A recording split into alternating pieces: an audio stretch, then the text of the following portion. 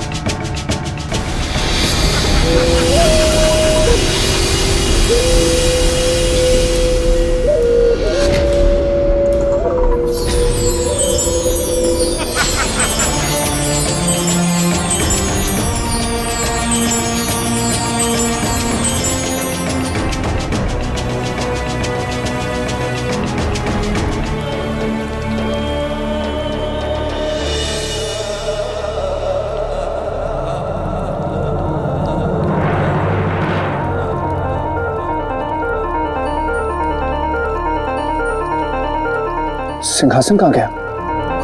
वो तो यही था।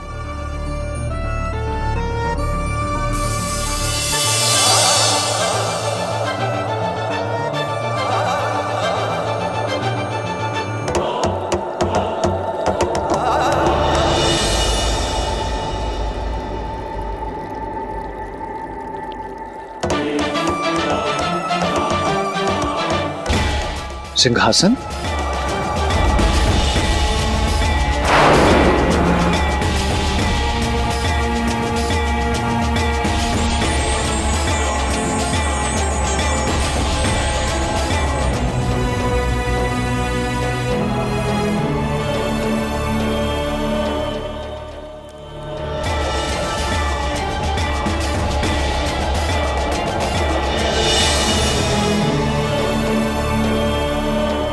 ठहरो राजन, ठहरो राजन।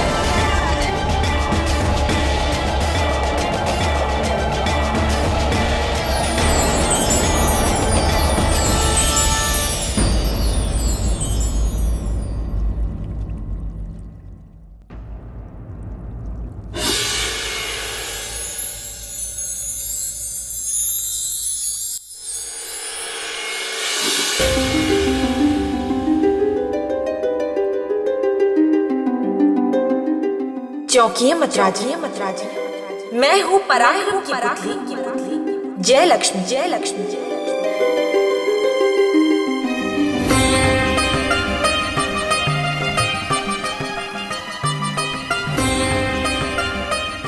राजन, इस सिंहासन को केवल वही धारण कर सकता है जिसमें चक्रवर्ती सम्राट विक्रमादित्य के समान पराक्रम हो। इसलिए राजन, इस सिंहासन पर बैठने से पहले आपको ये जांच लेना चाहिए कि आप में सम्राट विक्रमादित्य के बराबर पराक्रम है कि नहीं।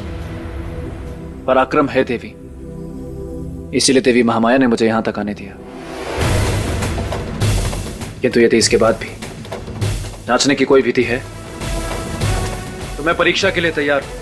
आपकी परीक्षा का प्रारंभ चक्रवर्ती सम्राट विक्रमादित्य की कथा सुनने और उस कथा में छिपे प्रश्नों के उत्तर देने से होगा राजन। प्रश्न करिए देवी, मैं तैयार हूं। राजन, एक राजा के लिए सबसे प्रिय क्या होता है?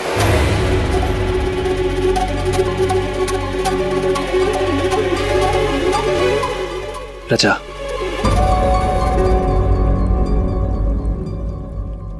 सही उत्तर दिया आपने राजन।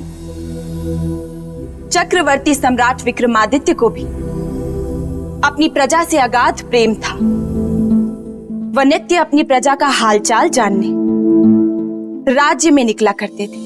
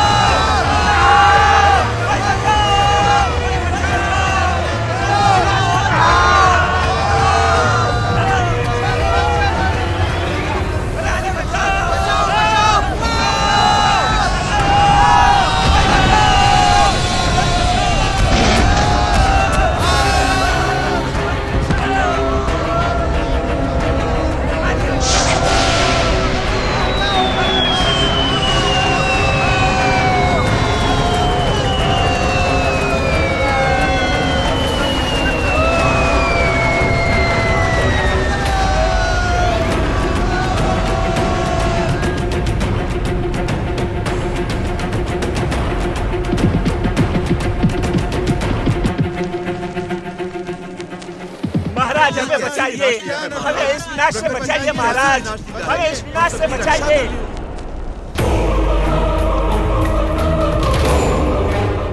महाराज, महाराज हमें बचाइए, ये देखो ये विनाश की लीला।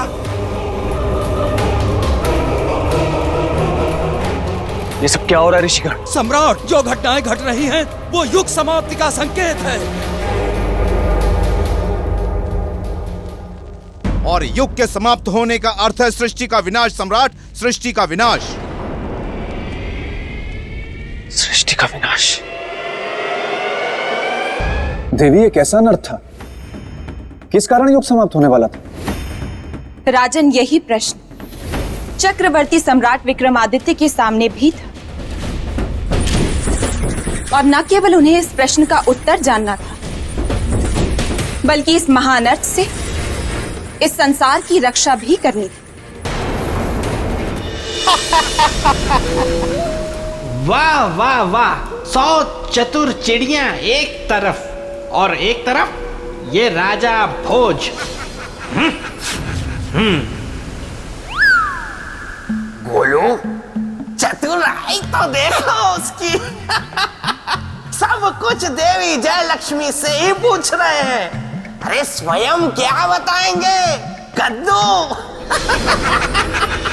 अब ये देखना महत्वपूर्ण होगा कि कैसे अपने पराक्रम से सम्राट विक्रमादित्य ने इस युग को बचाया।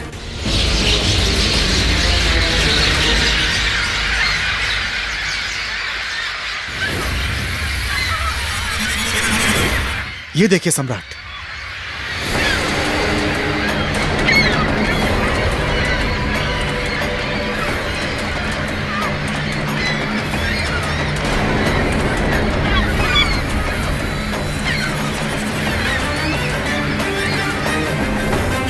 संसार का अंत हो रहा है, पर इसके अतिरिक्त कोई और ठोस प्रमाण है आपके पास?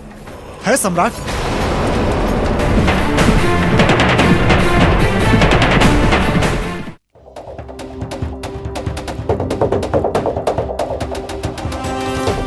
वहां देखिए सम्राट।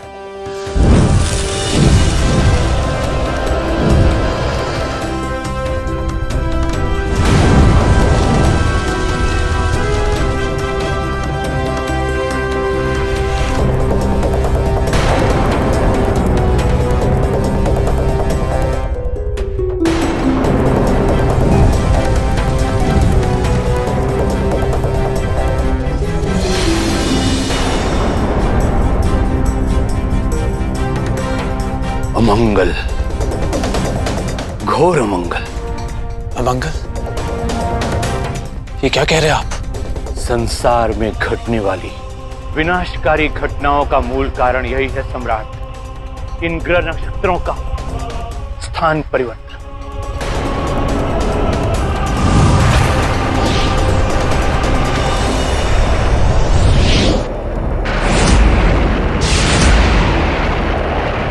परंतु ये ग्रह नक्षत्र अपना स्थान क्यों बदल रहे हैं? इस स्थान परिवर्तन का कारण क्या है विराहमीर जी? मेरे विचार से सौरमंडल में भारी परिवर्तन हो रहा है, जिसका प्रभाव ग्रह नक्षत्रों पर पड़ रहा है सम्राट।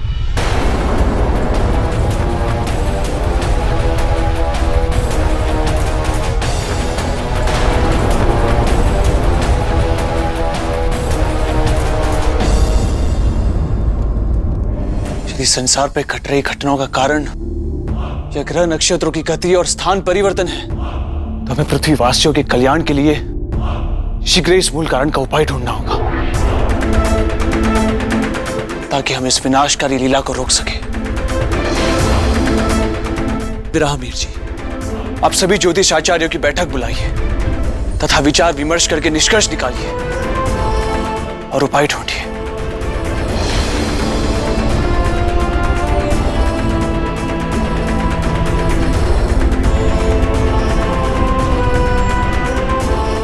तो ज्योतिषाचार्यों ने इसका क्या उपाय ढूंढा देवी?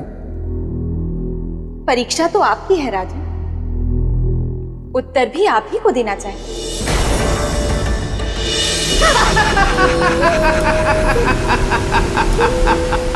ये हुई ना बात इसे कहते हैं शेर पे सवा शेर। गोलू, मित्र गोलू, अरे कहाँ घूमते रहते हो तुम इतना? घूम घूम के पूरा घूम चुके हो गोल। मेरी बात सुनो, देवी जयलक्ष्मी सही है? हाँ। अरे क्या प्रश्न में उत्तर दिया है राजा भोज को उन्होंने। वैसे गोलू, बात भी सही है।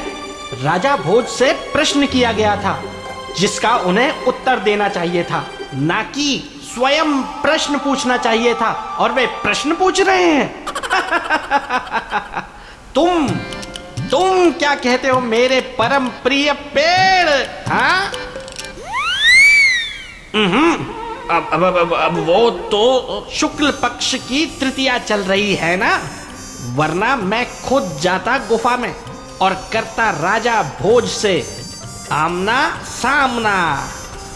ऐ शुक्ल पक्ष की तृतीया तुम कब समाप्त होगी? उत्तर दो, बोलो, मुझे उत्तर दो, मुझे उत्तर दो मेरे प्रश्न का।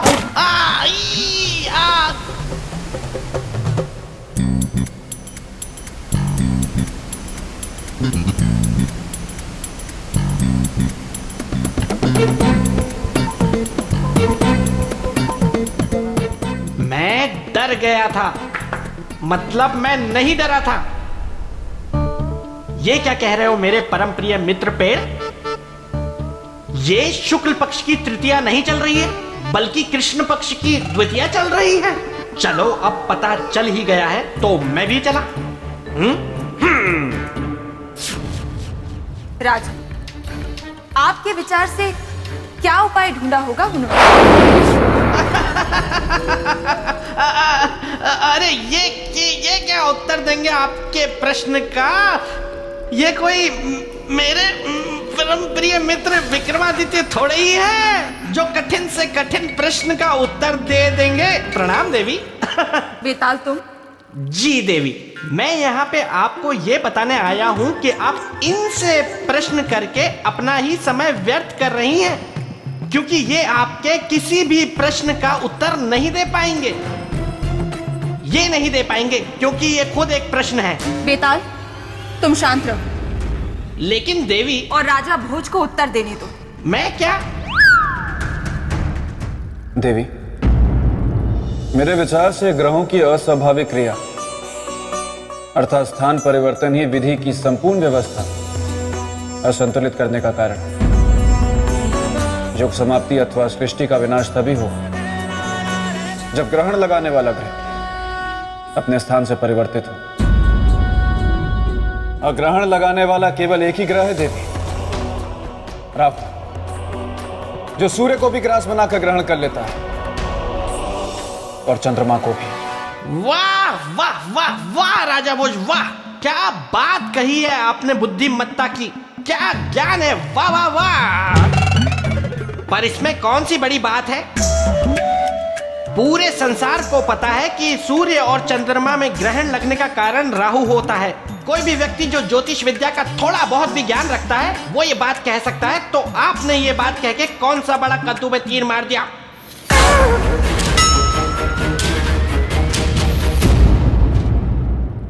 साधु साधु, विवेकशीलता का परिचय दिया है आपने राजा। यही बात थी, और छाया ग्रह राहु के स्थान परिवर्तन का कारण था देवताओं से उसका प्रतिशोध। सम्राट, इस सौर मंडल में इस लाल रंग का ग्रह राहु का प्रतीक है। धरती पर आने वाले सारे संकटों का मूल कारण यही है। राहु अपना स्थान छोड़ विपरीत दिशा में जा रहा है, सौर मंडल से दूर पुष्य नक्षत्र की ओर।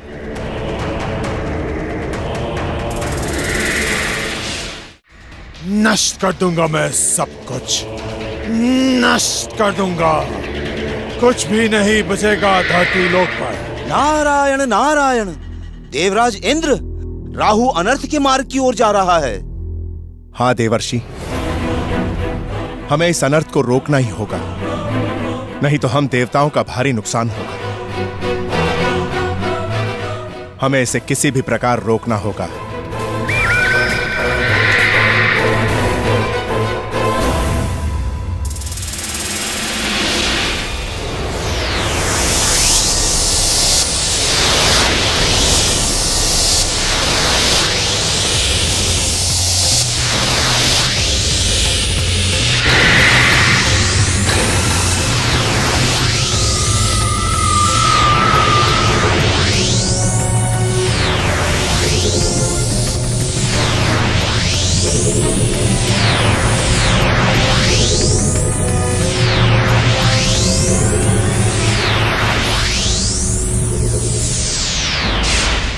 पुष्य नक्षत्र के नष्ट होने के दुष्प्रभाव क्या होंगे आचार्य जी? सम्राट, धरती से सबसे पहले जल, जो सबका जीवन है, समाप्त हो जाएगा। अनाज राख में परिवर्तित हो जाएगा। धरती पर कभी पैदावार नहीं होगी। भयंकर अकाल पड़ेगा।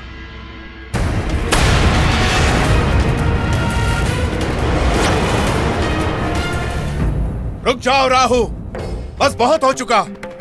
अब और आगे बढ़ने की चेष्टा मत करना। ओह, इंद्रदेव, तो तुम मुझे रोकोगे? हाँ, और मैं तुम्हें आदेश देता हूँ, अपने स्थान पर वापस लौट जाओ। कहाँ है मेरा स्थान इंद्रदेव? किस स्थान पर लौटने की बात कर रहे हो तुम? तुमने तो मेरे मांगने पर भी अपनी सभा में मुझे स्थान नहीं दिया।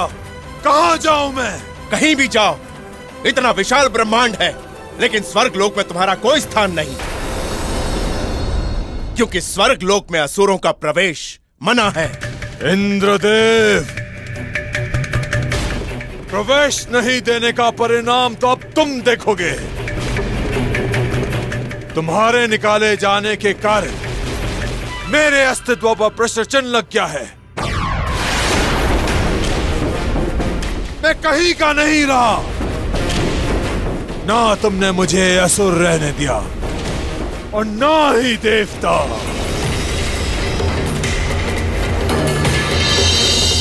देवी, आखिर ऐसा क्या होगा कि राहु ना असुर रहा ना देवता? ये कथा मैं सुनाऊंगा। ना मत कहिएगा, ना मत कहिएगा, मेरे पेट में बुलबुले उठ रहे हैं। अगर मैंने ये कथा नहीं सुनाई ना तो बुलबुले मुझे चैन से बैठने नहीं देंगे। ना मत कहिएगा, कृपया करके ये कथा मुझे सुनाने दीजिए। विनती है मेरी, प्रार्थना है मेरी।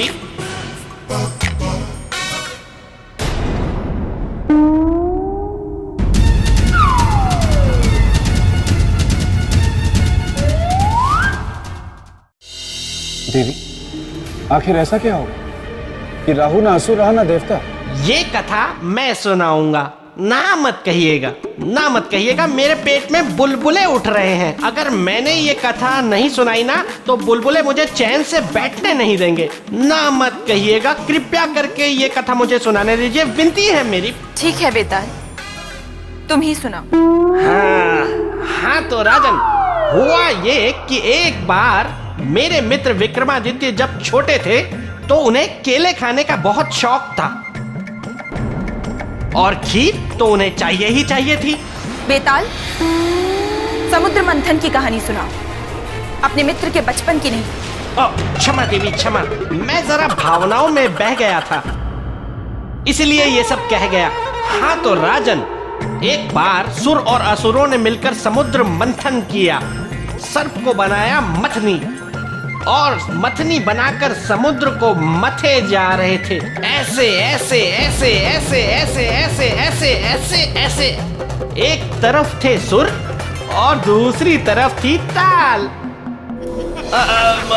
दूसरी तरफ थे असुर और सुर और असुरों ने मिलकर समुद्र को मथ डाला। ऐसा मंथन किया और फिर पता है उसमें से क्या निकला? पूछिए क्या निकला? क्या निकला? अमृत और विष। तो अमृत तो आया देवताओं के हिस्से में और विष गया असुरों के हिस्से में।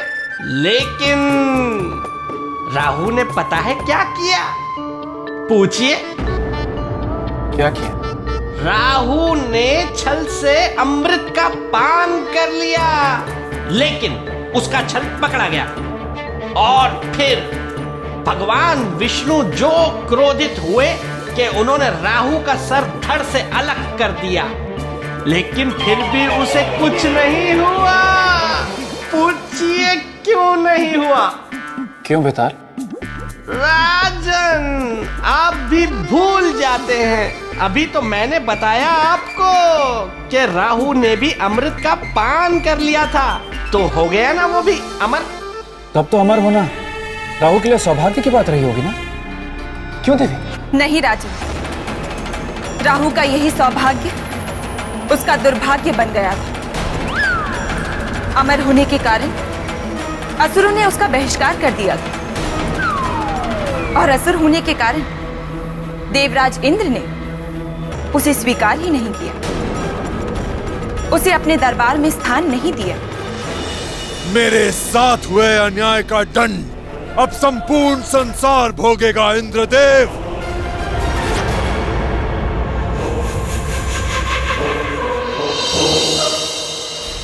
नष्ट कर दूंगा मैं तुम्हारी इस संजीवनी पृथ्वीलोक को।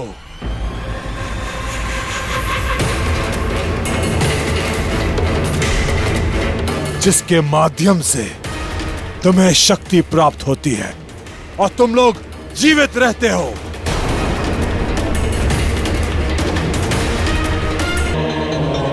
अंत कर दूंगा मैं सबका, सभी सुखों का, और सुख भोगने वाले जीवों का अंत कर दूंगा मैं।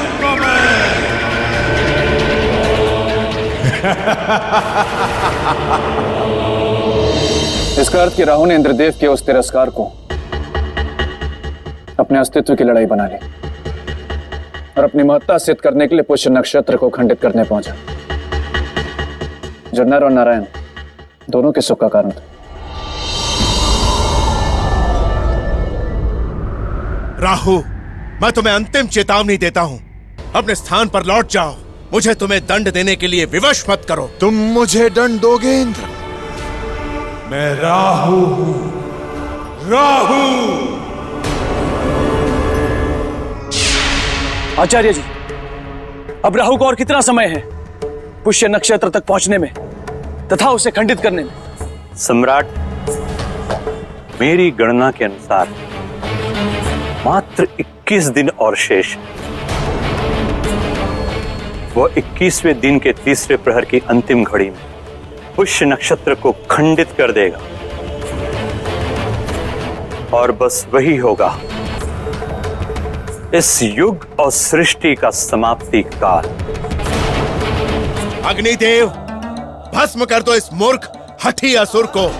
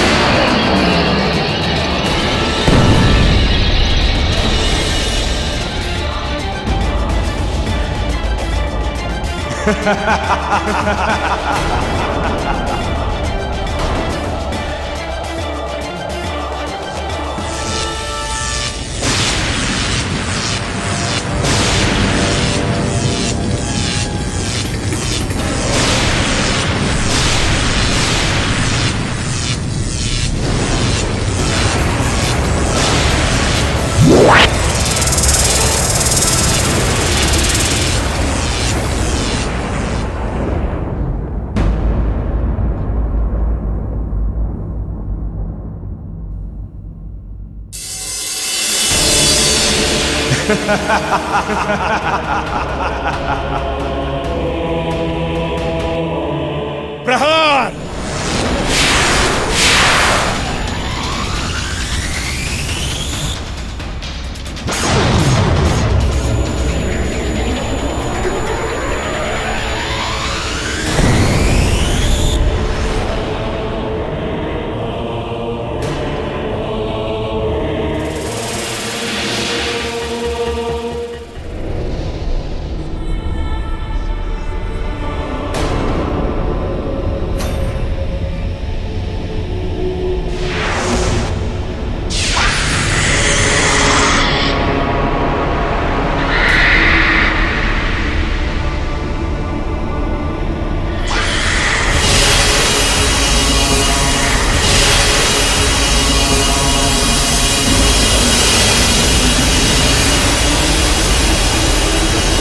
और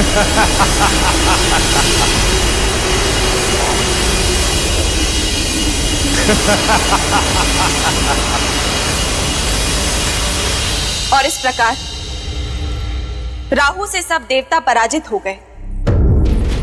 देवताओं का प्रयास विफल हो गया और राहु की इस सफलता का स्वागत करने के लिए सामने खड़ा था इस युग का अंत, मात्र 21 दिन दूर। और साथ ही खड़े थे सृष्टि को बचाने का उपाय सोचते, चिंतित, व्याकुल सम्राट विक्रमादित्य। तो क्या सम्राट विक्रमादित्य भी? उत्तर दीजिए देवी, उत्तर दीजिए। कमाल है राजन, अब आप इतने छोटे से प्रश्न का उत्तर भी देवी से ही पूछ रहे हैं। देखिए कितना परेशान कर दिया है आपने देवी को। लेकिन देवी आप चिंता ना करें, मैं आ गया हूं। मैं अब राजा भोज को आपको और परेशान नहीं करने दूंगा। बेताल, अब तुम यहाँ से जाओ, क्योंकि मुझे परेशान राजन नहीं बल्कि तुम कर रहे हो। मैं? लेकिन मैं तो मासूम हूं देवी। तुम जाते हो या मैं? क्षमा देवी क्षमा, मैं जाता हूं। अब मैं बस जा रहा हूं, मैं जाने वाला हूं, मैं चला।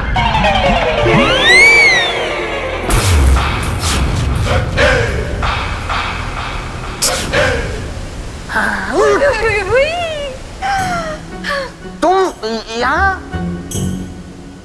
तुमने बताया नहीं अतिथि आए हैं? वाह मेरी किस्मत, एक तरफ बेतालनी, दूसरी तरफ पुतली के चक्कर में मैं कठपुतली। क्या हुआ बेताल? कुछ नहीं। सौंदर्य लेखा, तुम यहाँ क्या कर रही हो? तुम्हारी प्रतीक्षा कर रही हूँ, ठंडी ठंडी आहें भर रही हूँ। मैं हूँ बेताल, गलने नहीं दूंगा किसी की भी दाल। अगर तुम मुझसे सच में प्रेम करती ना, तो प्रेत लोक के प्रेत बाग के एक एक पेड़ की, एक एक टहनी की, एक एक पत्ती, हरी सूखी, सब गिन कर आती। लेकिन तुम बिना गिने ही आ गई।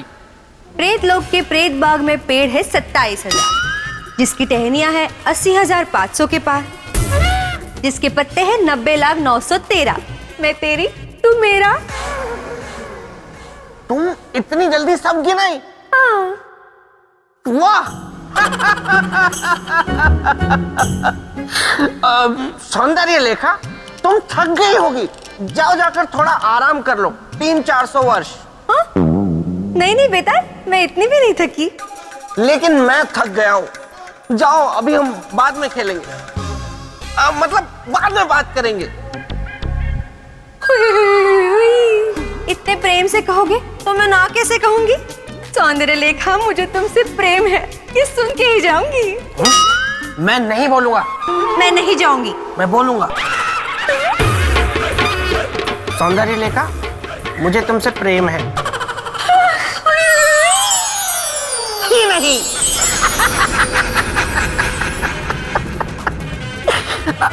गोलू, गोलू, गोलू। देवी, इस प्रकार मुंह फेर कर मत जाइए।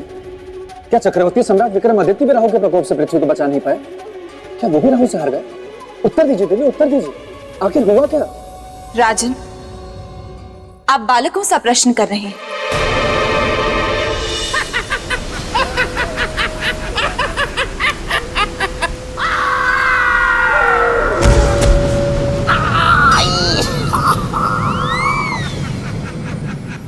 अच्छा हुआ किसी ने देखा नहीं।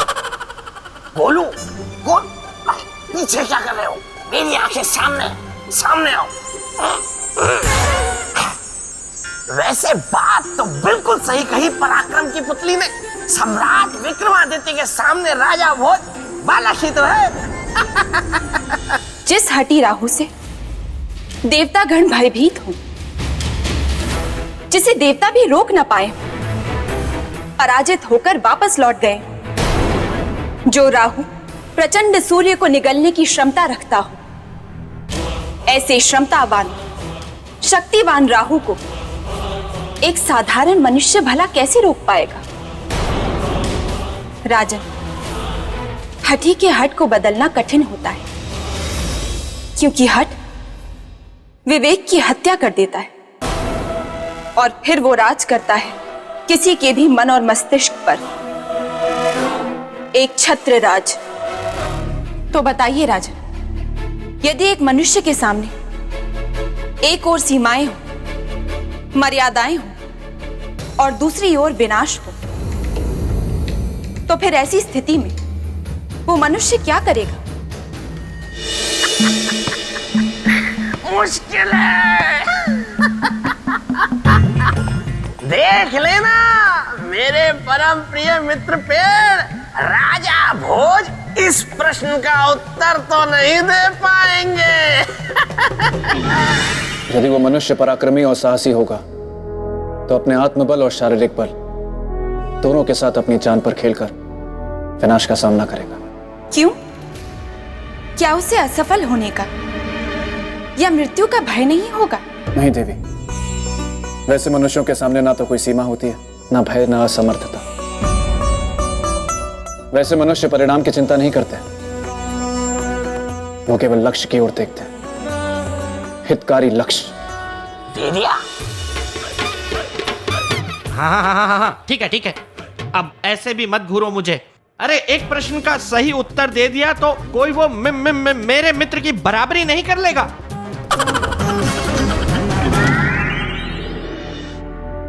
सही कहा आपने राजन, सम्राट विक्रमादित्य ने भी वैसा ही किया।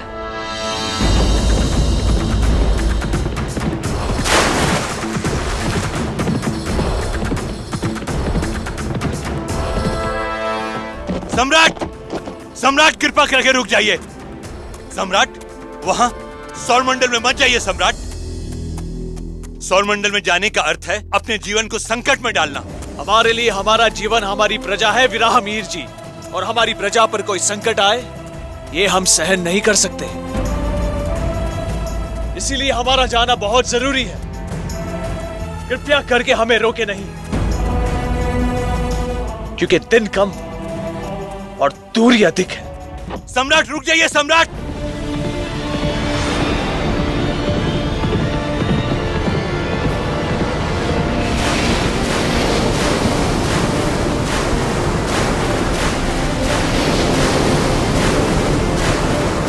सम्राट, सम्राट! आपने सौरमंडल में जाने का निर्णय करके अच्छा नहीं किया सम्राट। आप सौरमंडल की परिधि में प्रवेश कर ही नहीं सकते, क्योंकि वहां की गति अलग है। वहां गुरुत्वाकर्षण नहीं है सम्राट, भार शून्यता है। असंतुलन की स्थिति बन जाती है सम्राट।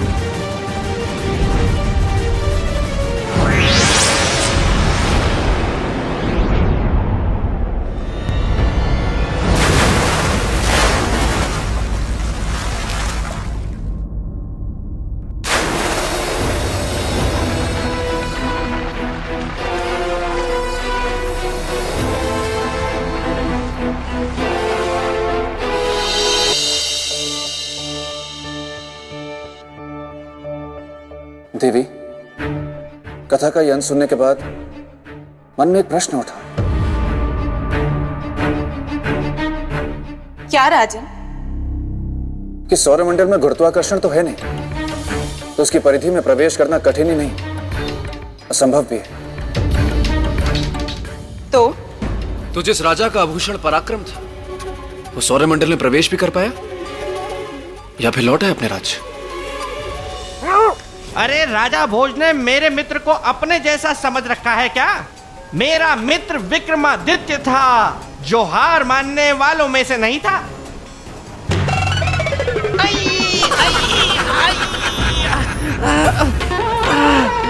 कहीं पत्थर, कहीं गोला, कहीं पेड़।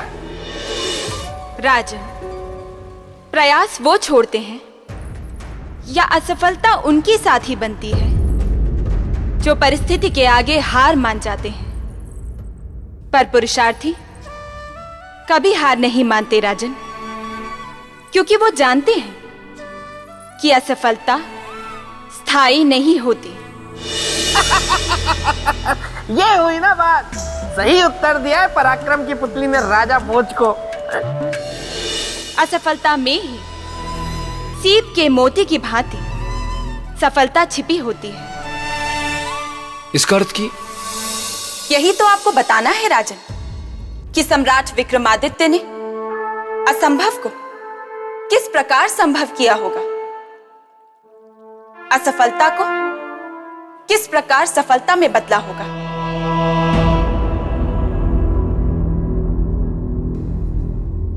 भक्ति मार्ग में जाकर। कैसे? इसलिए कि जब मनुष्य के सारे प्रयास विफल हो जाते हैं, वो चारों तरफ से हार जाता है, निराश हो जाता है, तब वो जाता है भक्ति की शरण में, जहां उसे लड़ने की नई ऊर्जा, नई शक्ति मिलती है। और वो शक्ति संसार की सबसे बलशाली शक्ति होती है।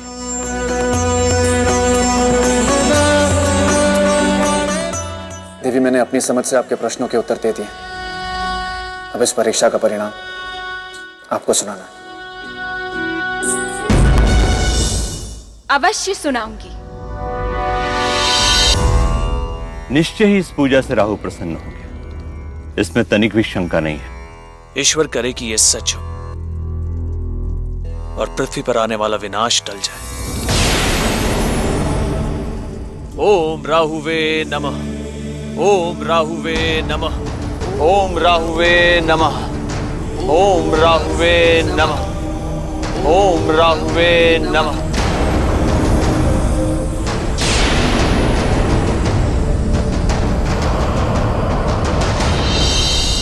सम्राट, इस प्रकार 3 दिन और 3 रात तक चलने वाला राहु का यज्ञ यहाँ अब समाप्त होता है।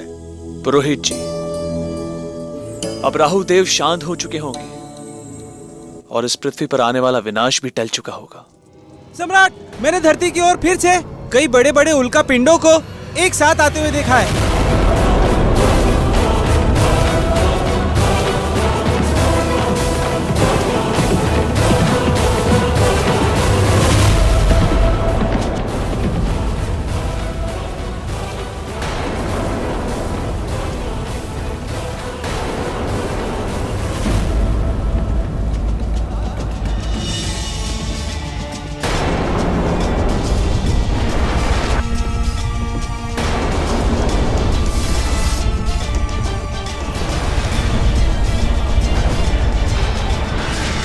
नहीं राहु, तुम हमारी धरती का विनाश नहीं कर सकते। नहीं होने देंगे हम अपनी धरती का विनाश, कभी नहीं।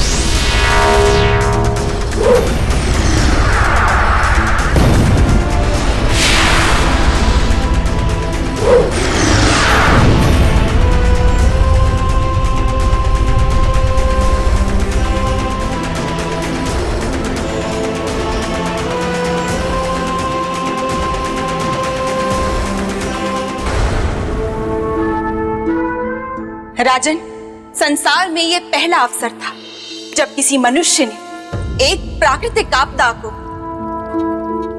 अपनी शक्ति और सामर्थ्य से रोका था। कभी कल्पना भी न की जाने वाली अद्भुत घटना थी ये। हाँ, क्योंकि वो मनुष्य कोई साधारण मनुष्य नहीं था। वो मनुष्य चक्रवर्ती सम्राट विक्रमादित्य था, क्योंकि वो मनुष्य मेरा मित्र था, क्योंकि वो मनुष्य। बेताल, तुम फिर आ गए। अब फिर बीच में बोलते रहोगे। नहीं, मैं नहीं बोलूंगा। मतलब इसके बाद अब मैं नहीं बोलूंगा, चुप रहूंगा। नहीं बेताल, देखो। देवी, जरा आप मेरे साथ इधर आइए, मुझे आपसे कुछ बात करनी है। कृपया आइए। आइए।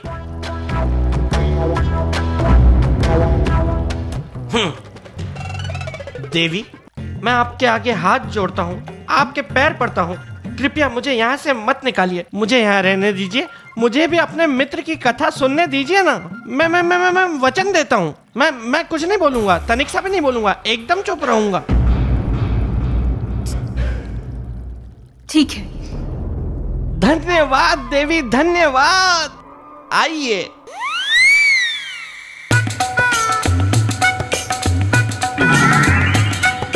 हाँ तो राजा भोज, मैं ये कह रहा था कि मेरा मित्र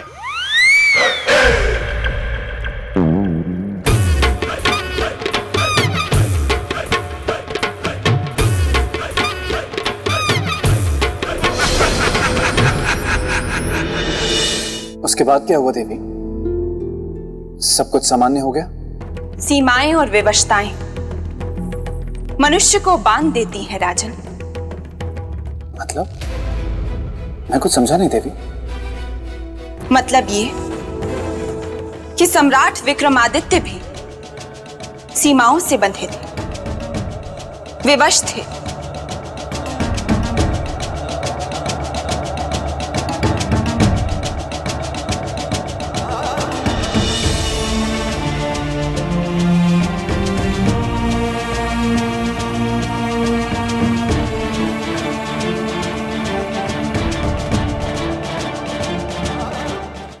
उसके बाद क्या हुआ देवी? सब कुछ सामान्य हो गया? सीमाएं और विवशताएं मनुष्य को बांध देती हैं राजन। मतलब? मैं कुछ समझा नहीं देवी। मतलब ये कि सम्राट विक्रमादित्य भी सीमाओं से बंधे थे, विवश थे।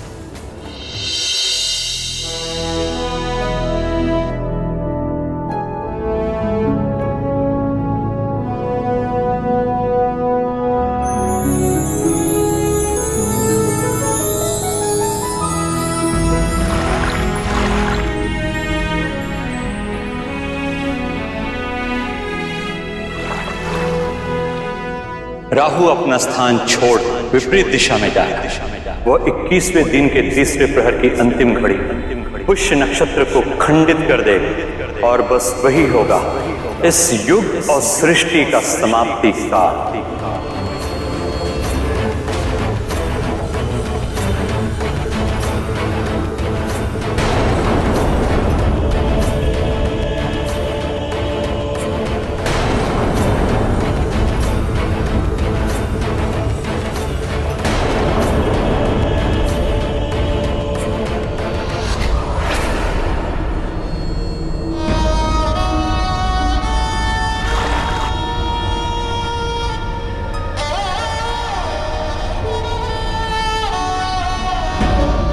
हमारे पास अब केवल 16 दिन बचे, सिर्फ 16 दिन, और उसके बाद राहु।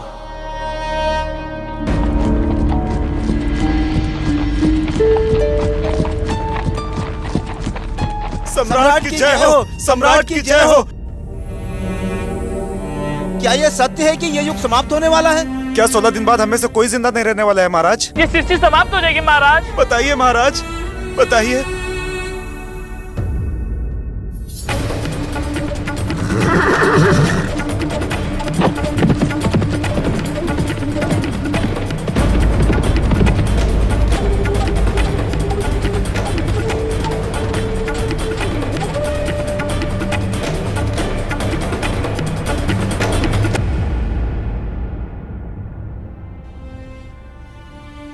विधाता, हम क्या करें? कैसे बचाएं इस संसार को राहु की कोप से? हमें रास्ता बताओ। हमें मार्गदर्शन दो ताकि इन 16 दिन में हम इस संसार को राहु की कोप से बचा सके। हमें रास्ता बताइए विधाता।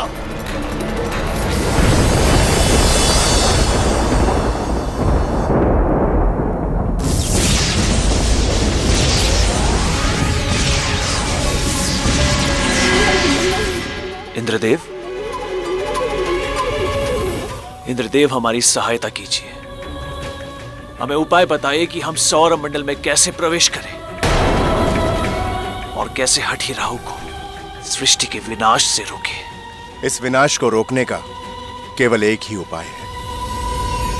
वो क्या है इंद्रदेव? आपको अपने इस सांसारिक शरीर को पंच तत्वों में, जिनसे यह शरीर बना है, अर्थात जल, वायु, अग्नि, अंतरिक्ष और पृथ्वी में परिवर्तित करना होगा। क्योंकि कोई भी मनुष्य इस शरीर के साथ ना तो सौर मंडल में प्रवेश कर सकता है और ना ही राहु का सामना कर सकता है। क्यों नहीं कर सकते? वो मनुष्य कायर होंगे इंद्रदेव। उन्हें अपने जीवन से मोह होगा। हमें ना तो भय है और ना ही अपने जीवन से मोह। तो फिर क्या अड़चन है इंद्रदेव? राजन, ये अड़चन सौर मंडल से संबंधित है। हम कुछ समझे नहीं इंद्रदेव। पहला ये कि सौर मंडल में प्रत्येक ग्रह अपनी गति से चलता है और वह गति इतनी तीव्र है कि कोई भी मनुष्य इस शरीर के साथ उस गति से तालमेल नहीं बना सकता। और दूसरा? और दूसरा ये कि यदि आप किसी प्रकार अपने गुणों के आधार पर सौर मंडल में प्रवेश कर भी गए और राहु के सामने भी ये पहुंच गए, तो भी राहु के सामने आते ही आपके शरीर के टुकड़े टुकड़े हो जाएंगे। इसलिए देह परिवर्तन आवश्यक है। ठीक है इंद्रदेव,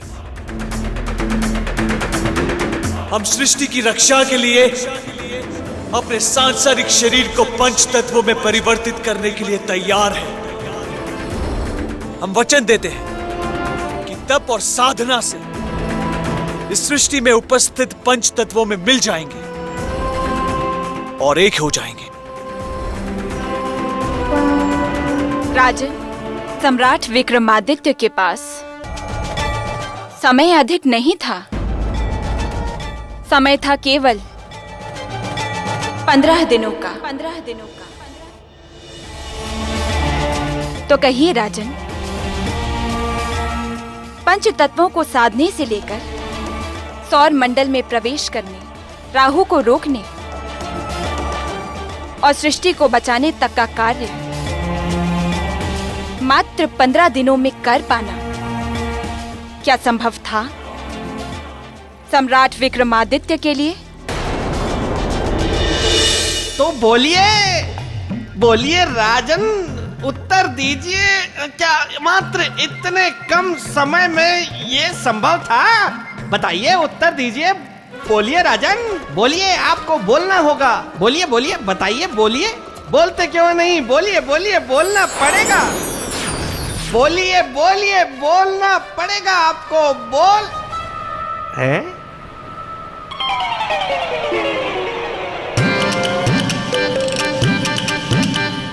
ये क्या? मैं प्रेत भूमि में कैसे आ गया? इसका तो ये अर्थ हुआ कि पराक्रम की पुतली ने इस बार मुझे बिना बताए ही गायब कर दिया। राजन, क्या आप आगे की कथा के लिए तैयार हैं? हाँ देवी, पूरी तरह। परंतु इस बार प्रश्न सरल नहीं है राजन। अब आएगा मजा। अब आया कठिन प्रश्न।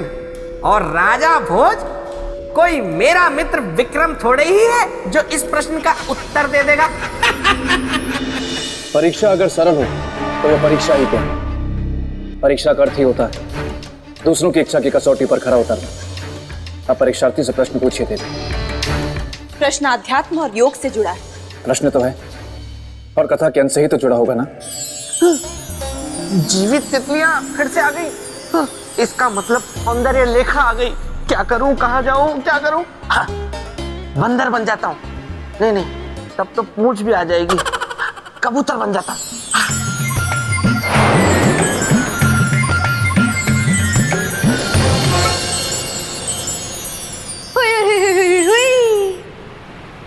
ए मेरे जीवन की गुलाब जामुन के गुलाब, होके ही रहेगा हमारा मिलाप। लेकिन तुम हो कहाँ? सामने तो आओ, अपनी सौंदर्य लेखा को ऐसे न सताओ। तुम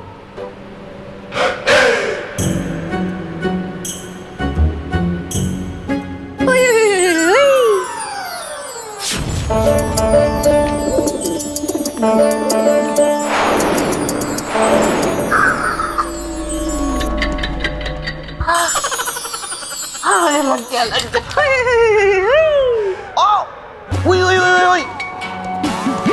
तुम्हें कोई और काम नहीं है क्या? जब देखो तब प्रेत लोक में आ जाती हूँ मुंह उठा के।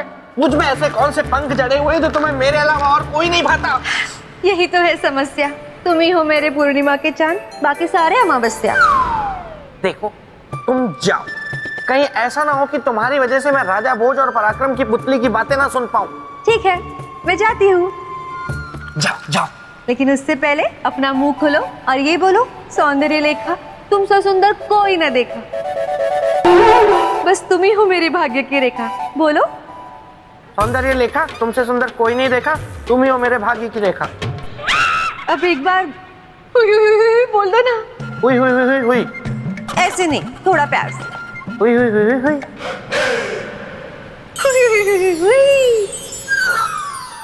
अच्छा हुआ भला टली। अब देखता हूँ कि क्या प्रश्न किया है पराक्रम की पुतली ने राजा भोज से। गोलू, गोल गोलू, उठो, तुम सो रहे हो वहां उसके साथ, जाओ। क्या अकेले नींद नहीं आती है? वैसे भी ये कोई सोने का समय नहीं है। मुझे दिखाओ राजा भोज क्या कर रहा है। आपके विचार से क्या कोई मनुष्य मात्र 15 दिनों अपने शरीर को पंच तत्वों में विखंडित कर सकता है? यदि इच्छा शक्ति दृढ़ हो तो अवश्य कर सकता है। क्या तब भी जब समय कम हो, समय केवल 15 दिनों का ही हो? हाँ, कम समय में शरीर के पंच तत्वों को सृष्टि के पंच तत्वों में मिलाकर एक करना कठिन अवश्य, पर असंभव तो बिल्कुल भी नहीं। आपकी बातों का आधार क्या है राजा? आधार है मनुष्य के भीतर, उसकी आत्मा में बसने वाला उसका आत्मबल। क्योंकि आत्मबल ही मनुष्य को साहसी, निर्भीक और पराक्रमी बनाता है। जिसकी आत्मा जितनी ज्यादा बलशाली होगी, वो असंभव को संभव उतनी जल्दी बना पाएगा। और रही बात सम्राट विक्रमादित्य की, तो उनके लिए ना तो यह क्रिया असंभव थी और न समय अवरोध। वाह वाह राजा भोज, वाह। ऐसे ही लोग तुम्हें महाप्रतापी और बुद्धिमान नहीं कहते हैं। एक ज्ञानी और पराक्रमी राजा ही दूसरे ज्ञानी और पराक्रमी राजा की प्रशंसा कर सकता है। अरे राजा भोज क्या कोई भी होगा तो मेरे मित्र की प्रशंसा तो करेगा ही, क्योंकि मेरा मित्र विक्रमादित्य है ही प्रशंसा के लायक। तो इसमें कौन सी तरबूज में तलवार मार दी राजा भोज ने? राजन, सम्राट विक्रमादित्य ने जल में खड़े होकर प्रण लिया। हम चक्रवर्ती सम्राट विक्रमादित्य समस्त दृश्य अदृश्य देवों एवं शक्तियों को साक्षी मानकर अपने शरीर को पंच तत्वों में विलीन करने का प्रण लेते हैं, प्रण लेते हैं, प्रण लेते हैं। राजन, दूसरा प्रश्न बताइए कि चक्रवर्ती सम्राट विक्रमादित्य ने सबसे पहले जल की ही साधना क्यों प्रारंभ की? देवी, पंच तत्वों में जल ही एक ऐसा तत्व है जो मनुष्य के शरीर में प्रत्यक्ष रूप से ना दिखते हुए भी पृथ्वी में प्रत्यक्ष रूप से दिखता है। बाकी सारे तत्व अप्रत्यक्ष हैं। इसलिए सम्राट विक्रमादित्य ने सबसे पहले जल तत्व की साधना की। और इस प्रकार चक्रवर्ती सम्राट विक्रमादित्य ने केवल 3 दिनों में ही जल को साध लिया। विचित्र अनहोनी है महारानी कि समय से पहले ही मात्र 13 दिनों के बाद ही इस युग का अंत हो जाएगा। वरामिहिर जी, अंत केवल दिनों का होगा, युग का नहीं। क्योंकि हम जानते हैं सम्राट को, उनके संकल्प को। वो निश्चित ही समय से पहले राहु को रोक देंगे। ईश्वर करे ऐसा ही हो। महाराज बचाइए, महाराज, महाराज रक्षा कीजिए, हमारी रक्षा कीजिए महाराज, महाराज रखे हमारी रक्षा कीजिए महाराज, महाराज रक्षा कीजिए, देखिए कैसा नृत्य महाराज।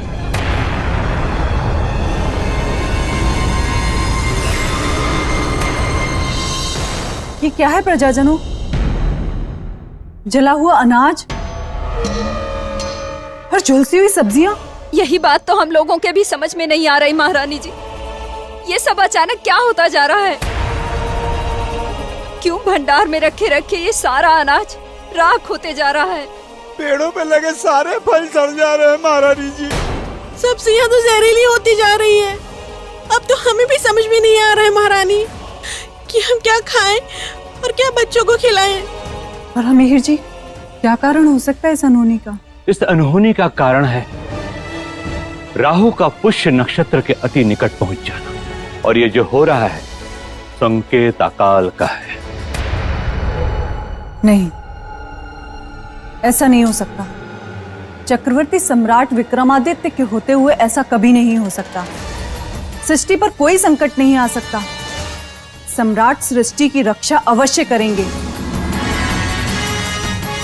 3 दिनों की ही कठोर साधना में चक्रवर्ती सम्राट विक्रमादित्य ने अग्नि तत्व को भी साध दिया। मेरे परम प्रिय पेड़, कहो पूरी सृष्टि में कहीं देखा है तुमने ऐसा? मेरे मित्र सम्राट विक्रमादित्य जैसा महान, जिसने ऐसा प्रण लिया हो। बात तो तुम्हारी सत्य है। कौन? किसकी आवाज है ये? ये मैं बोल रहा हूँ। मैं कौन? अरे मैं तुम्हारा परम प्रिय पेड़ वृक्षनंदन। मेरे परम प्रिय मित्र पेड़, ये तुम बोल रहे हो? तुम कैसे बोल सकते हो? मैंने तुम्हें बोलते हुए कभी नहीं सुना। पिछले 1100 वर्षों में तो तुम नहीं बोले। मैं बोल बोल कर थक गया। मैं तुमसे प्रसन्न नहीं हूँ। वैसे क्यों? तुमने एक अति सुंदर, सुशील, बुद्धिमान कन्या का हृदय तोड़ा है। ये तुम किसकी बात कर रहे हो? मैं उस रूपवती कन्या की बात कर रहा हूँ जो तुमसे बहुत प्रेम करती है, लेकिन तुम उसका तिरस्कार करते हो। ऐ मेरे परम प्रिय बुद्धू पेड़, तुम्हें नहीं पता वो? चुप रहो। मुझे बताओ, क्या वो तुम्हें सुंदर नहीं लगती? लगती है। क्या उसे देख के तुम्हारे मन में तरंग नहीं जागती? जागती है। क्या उसकी बातें सुन के तुम्हारे मन में उमंग नहीं जगती? जगती है। लेकिन मैं विवाह नहीं करना चाहता। तो कान खोलो। खुले तो हैं। और सुनो, ये लो। अगर आज के बाद तुमने उससे प्रेम से बात नहीं की तो मुझ पे कभी मत लटकना।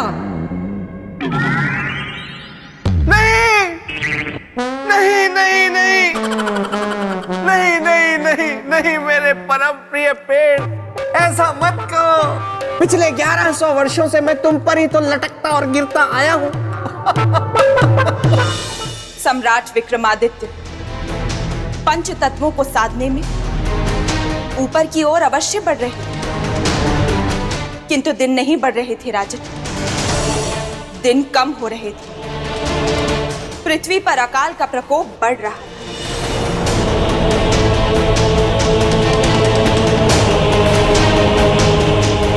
युग अपने अंतिम चरण की ओर बढ़ रहा था और बढ़ रही थी निराशा।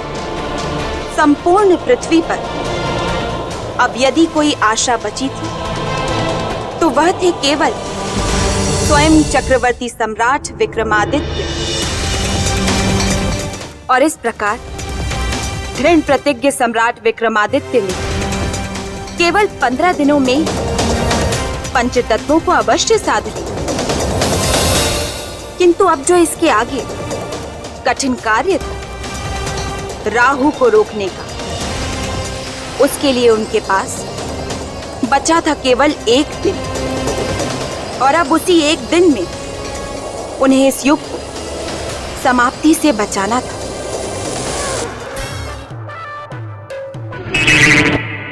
तुम्हारे हाथ भी निकल आए।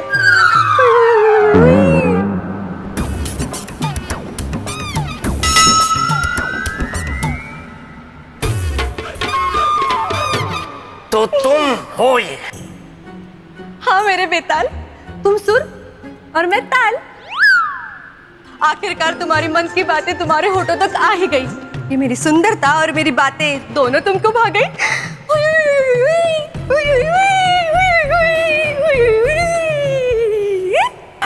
ऐसा मजाक मुझे बिल्कुल भी पसंद नहीं है सौंदर्य लेखा। और अभी तुम यहाँ से जाओ, क्योंकि मुझे देखना है कि पराक्रम की पुतली राजा भोज को मेरे मित्र विक्रम के बारे में और क्या बताती है। आज तो मैं तुम्हारी कोई भी बात मान लूं। विश्वास नहीं होता। ऐसे ही हर बार एक बार में चली जाए तो मेरी तो मृत्यु सफल हो जाए। पर इसका कुछ तो उपाय करना होगा। हाँ, प्रेत लोक में मेरे मित्र मस्तिष्क कुमार को संदेशा भेज के यहाँ बुलवा लेता हूँ। उसके पास जरूर इस समस्या का कुछ ना कुछ हल होगा। ऐ मेरे परम प्रिय पेड़, अपनी एक टहनी जरा प्रेत लोक भेजना संदेशे के साथ।